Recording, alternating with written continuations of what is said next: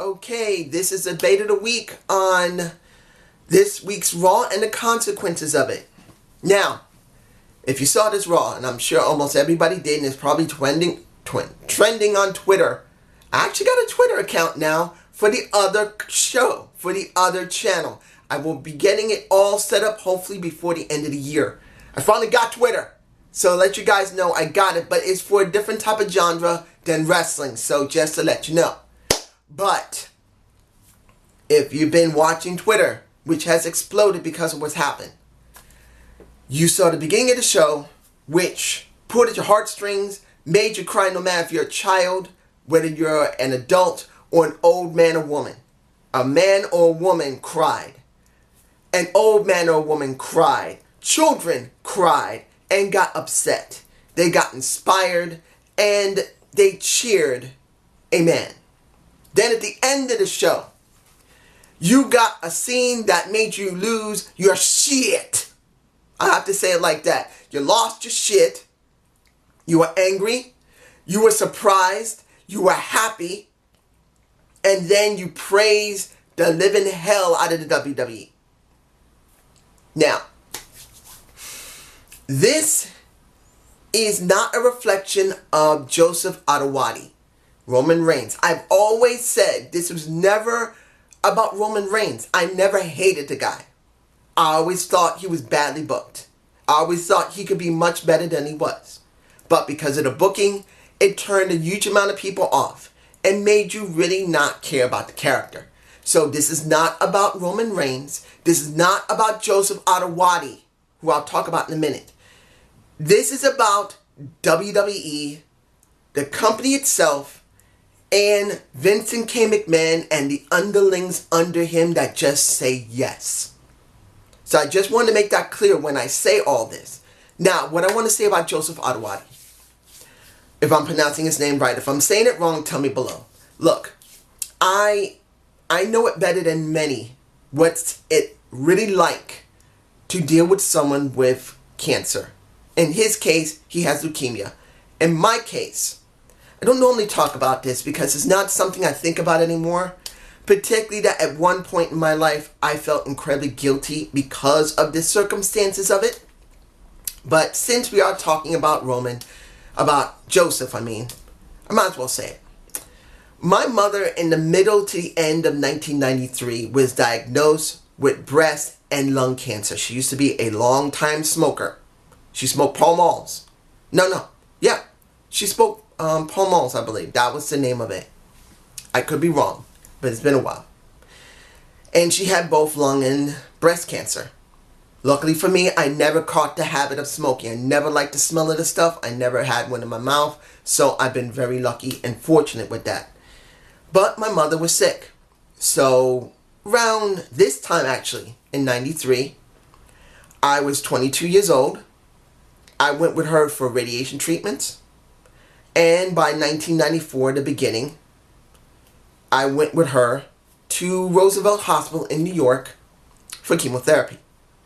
I went to see her every day. She had to stay in Roosevelt Hospital to have the chemotherapy. And unfortunately, during the treatment of chemotherapy, she got incredibly sick. She went into a coma and she died. For me personally, I felt incredibly responsible for her because the doctors did say that what truly killed her, what caused the chemotherapy to really mess her up so badly, was because she overdosed on volume, taking way more than she should have during a week period. She was only supposed to take maybe one, and she took like 15 to 20. Double the amount she should have been allowed to take. So I felt responsible because I was the one who got that medication. It was a legitimate prescription from the hospital. She told me to go and get it across the street at the Steenies. And when I gave it to her, and the doctor said the reason she died was because she started taking way too many volume. She was too afraid, and it messed up her lungs, it made them fill up, and it killed her. So for me personally, I always felt guilty about that. So for me, knowing what the results of cancer can do to a person and to a loved one I understand it very clearly, and this must be really hard for his family to go back to this battle again, because he fought it 11 years ago when he was 22 years old. No, 11 years ago, I think he was 21 years old. So he fought it then. He's now got to go and fight it again, which could take him up to 6 months to a year to recover. You don't know. It could be between 3-6 months or a year before he can return. Hopefully he will come back, and I hope he'll be healthy. Now, getting that aside, saying that entire story, I need to say this. Because of this situation with him being sick, the WWE had to change direction where everyone is praising them, and I think that's foolish. Yes, you can praise them for making the decision on the day of him announcing that he had leukemia. That was a ballsy decision. I at least will say, good move on you. You try to capitalize on a horrible situation. But for people to be praising what happened with Dean Ambrose and Seth Rollins, and believe from now on the booking for Monday Night Raw and SmackDown Live is going to improve dramatically, is wrong. It is foolish. 100% foolish to believe just because Roman Reigns is no longer there, they're going to start booking everyone better. Because when it comes down to it, when you boil it down to how the WWE makes their decisions on their top talent, they don't pick 3, 4, 5 anymore. If they did, we would have had Roman Reigns. We would have had Seth Rollins. Yes, we would have had Dean Ambrose. You already would have had Braun Strowman as champion. You would have already had not only Finn Balor as champion, you would have had something done with Bobby Roode. You would have had something done better with Kevin Owens. Even Sami Zayn, who I never was very fond of, who did do a good job as a heel, he would have been treated a lot better. Hell, he would have had a championship of either IC or US title at least. And particularly, AJ Styles or Samoa Joe would have been booked better. When have you seen AJ Styles at the end of the show? You have not. He should have been put at the very end of the show. They could have alternated between SmackDown and Raw for the ending of the show, and not once, not in any pay-per-view have you ever seen AJ Styles close the show. You never seen anything good for Samoa Joe, who now, at this moment in time, has been treated like garbage. The WWE has chosen to keep many of the talent stagnant and then only push a select few to the point where it angered the fan base. Whether you're a casual fan or you're a hardcore fan or coming into the company, you will see Roman Reigns and you will see Charlotte as the top talent, where like women like Asuka or Ember Moon, even Ronda Rousey, because many people are questioning if she's going to keep her title. They're going to give Nikki Bella the thing back. It really boils down to these type of people, that the WWE truly care more about pushing them than everyone else. So if you actually believe that WWE is going to push the ones you love so freaking much, you got another thing coming. You may see, and this is what I see for the next 6 months to the year, because Roman Reigns is not there, because of the controversy of Crown Jewel and the death of that journalist who's from Turkey, the WWE has several directions they can go.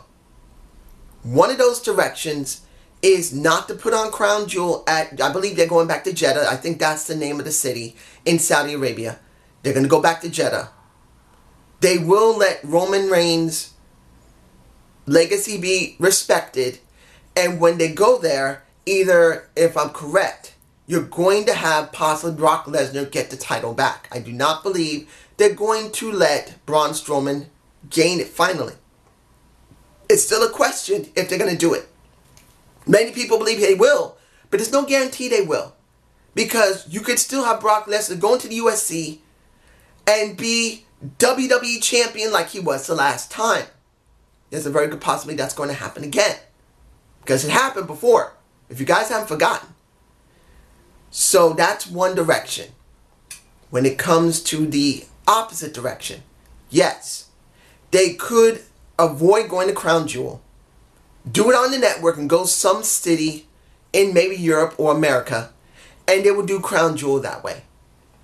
You may still have the same outcome of, just like I said, but maybe they may actually pull the trigger on Braun Strowman and not give it back to Brock Lesnar again. It's a good possibility. It's hard to say. But if you honestly believe that SmackDown and Raw is going to be better, I just don't understand you. Yes, Raw was different. Yes, it was. The company did put on a better Raw. They gave us new matches. And they still gave us old repeating matches, like Ruby Riott and the Riott Squad versus what? Bayley versus Sasha versus Natalya, which the Riott Squad won, and now they're going to repeat it again at Evolution. You honestly believe you're going to get a better product? I don't see it. I suggest you have restraint. To actually believe the WWE is going to do something better is foolish.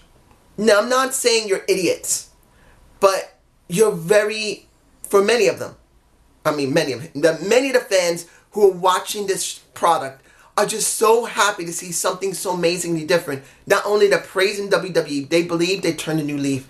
And it's foolish to actually believe that. Like Impact Wrestling, I've already said this myself. The product has been very good, but very few shows have been really bad. In fact, they just had a few average shows, but the majority of the material they're using is so good, you love watching Impact. But I've said 100%, do not underestimate the problems that could happen again. Wait until next year, at least halfway through next year, to see if Impact really has improved enough that you don't have to worry so much. Because so many times we've been told this product is going to be great. This product is going to be wonderful. They give us a huge climb and then it goes like this. So I'm saying clearly, be patient. Have a controlled, conservative,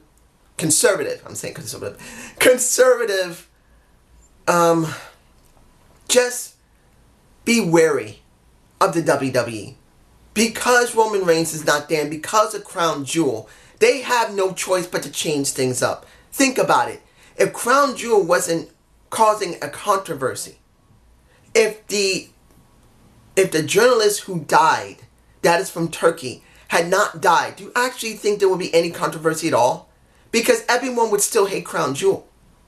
If Roman Reigns had not gotten his leukemia back, do you actually think they would have pulled the trigger on Dean Ambrose right now?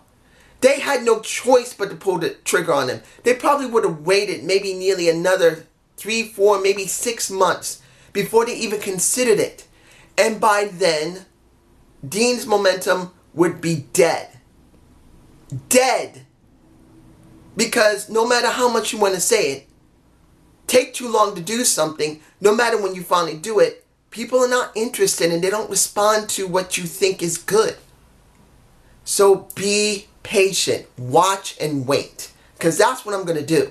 I'm not going back to doing Raw reviews because I don't believe the product is better yet. Just because they put on one good show that was maybe above average doesn't mean they're great. But this is my point of view. You guys, well, tell me below how you feel about Joe Ottawadi or Roman Reigns, if you like them or not. Tell me what you think about Crown Jewel, about the journalist. Tell me what you think about Dean Ambrose. Tell me what you think about Seth Rollins because of this situation where Crown Jewel is going to be a question, Roman Reigns being gone is going to be a problem, and how Braun Strowman and Brock Lesnar may end. Watch my SmackDown review. Have a good day. Have a good night. Peace.